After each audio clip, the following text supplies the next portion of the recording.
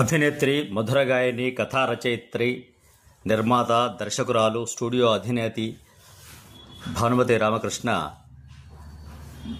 1925 September 7న Ongole సమీపంలోని దొడ్డవరం గ్రామంలో బొమ్మరాజు వెంకట సుబ్బయ్య, సరస్వతమ్మ దంపతులకు జన్మించారు. తల్లిదండ్రులిద్దరూ శాస్త్రీయ సంగీతంలో ప్రవేశం ఉండడంతో సహజంగానే భానుమతికి సంగీతం పట్ల అభిలాష కలిగింది.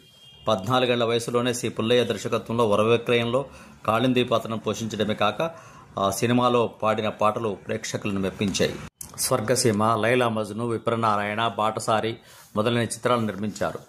భానుమతి 3 చిత్రాలు తన నటి జీవితంలో ఆణిముత్యాలని చెబుతూ నిర్మాత భానుమతిని అక్కినేని ప్రశంసించారు. సినిమాల్లో శాస్త్రీయ సంగీతాన్ని ఆధారంగా చేసుకుని నగుమోము కనలేని, శరణం నీ దివ్య శరణం, శరణం భవ కరుణామయ, ఏ తావున రా నిలకడ, నీకు శాంతము లేక సౌఖ్యము లేదు, ప్రక్కల నిలబడి వంటి శాస్త్రీయ సంగీత పాటలను ఆలపించారు. భానుమతి గారు అనేక అవార్డులు వరించాయి. పద్మశ్రీ 1966లో, పద్మభూషణ్ 2000 వంటి ప్రతిష్టాత్మక అవార్డులను తీసుకున్నారు. అత్తగారి కథలు భానుమతి గారికి చక్కని పేరు ప్రఖ్యాతులు తీసుకుని వచ్చాయి. వీరు 1943లో కృష్ణప్రేమ నటిస్తుండగా అప్పటి అసిస్టెంట్ డైరెక్టర్ పిఎస్ రామకృష్ణను భానుమతి ప్రేమవివాహం చేసుకున్నారు.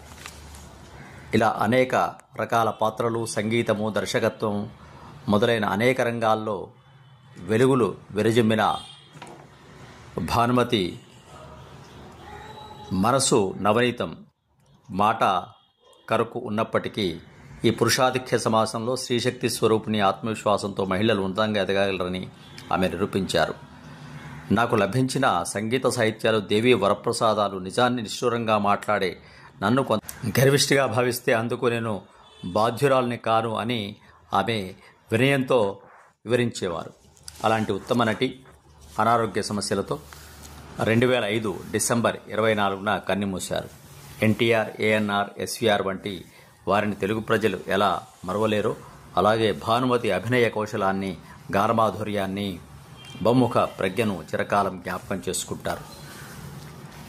వారి శతజయంతి సందర్భంగా ప్రేక్షక మనసులను దోచిన అభినేత్రి భానుమతి గారికి శ్రద్ధాంజలి మనము ఘటిద్దాం. స్వస్తి. సబ్స్క్రైబ్ ఆచార్య శ్రీ శక్తి ఛానల్.